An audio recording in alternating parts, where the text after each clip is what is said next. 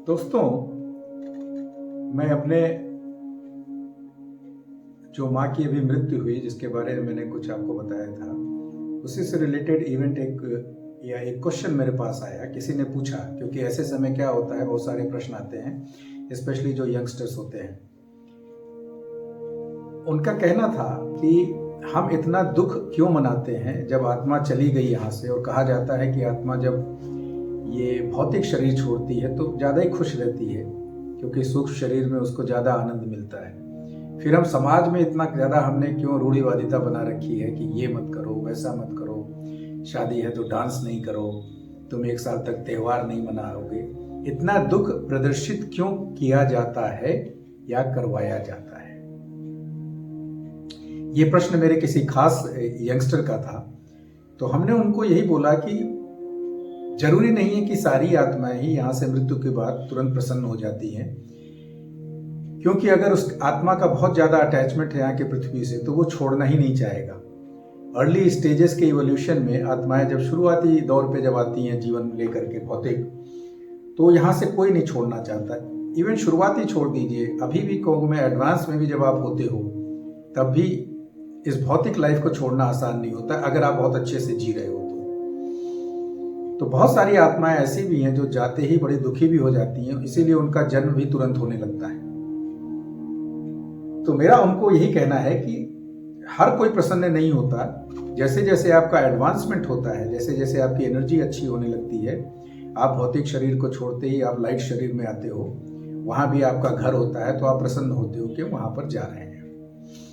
रही बात दुख मनाने की, तो ये एक सामाजिक परंपरा बन गई है। मुझे उनको यही कहना है कि ये एक सामाजिक परंपरा बन गई है। जैसे हमारे एक मित्र थे, उनकी माँ की अभी देहांत हुआ, तो उन्होंने बोला नहीं, दुख तो दिखाना पड़ेगा ना, इसलिए हम कुछ नहीं मनाएंगे, हम दाढ़ी बढ़ा के रखेंगे, क्योंकि दुख दिखाना है। उनको लगता है कि जो उनकी माता जी गुजरी हैं वो इनके इस दुख को देख करके खुश होंगी। ये ऐसी सोच गलत सोच है।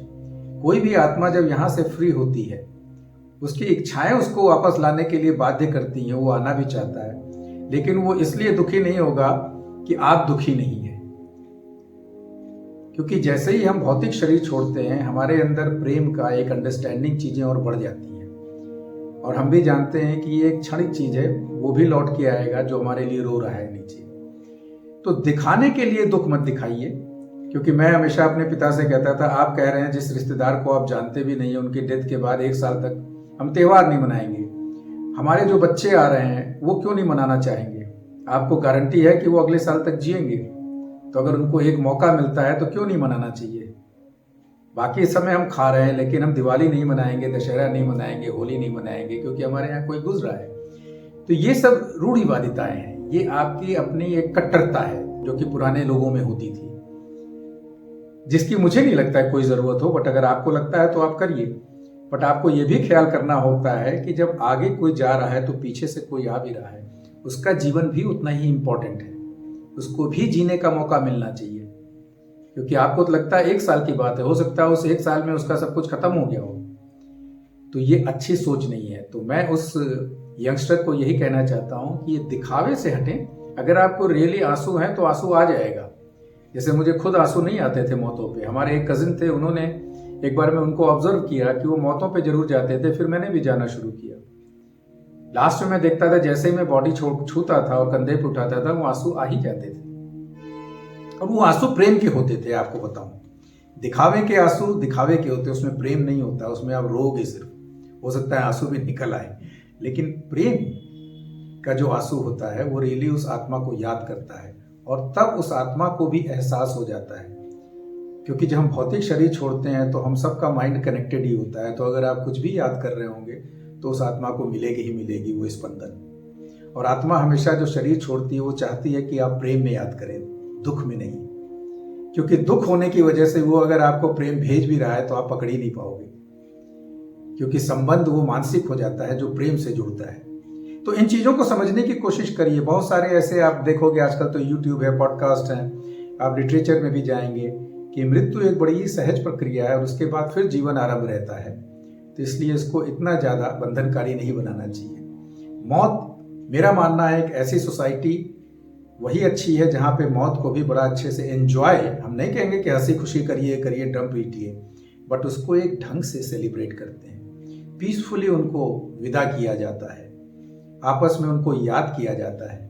इसी को तो हम मेमोरियल कहते हैं। तो मौत को जब आप आसान बनाने लगते हैं, मौत के बाद की प्रक्रिया, तो समझ लीजिए आपकी जो सोसाइटी है वो सिविलाइज्ड ज़्यादा है। और ऐसे करते करते आपका भी अपना ग्रोथ होता है, आप भी फिर मौत को अच्छे से लेना शुरू कर देते हैं। मौत एक बड़ी ही अच्छी प्रक्रिया है, इसीलिए आचार्य रजनीश कहा करते थे कि मौत को समझो। मैं खुद कहता हूं कि मौत को समझिए। अगर मौत को आप समझेंगे तो जीवन को अच्छे से प्यार करेंगे। मौत से भागते रहेंगे तो जीवन को आप कभी प्यार कर ही नहीं पाओगे, क्योंकि वही अल्टीमेट डर है।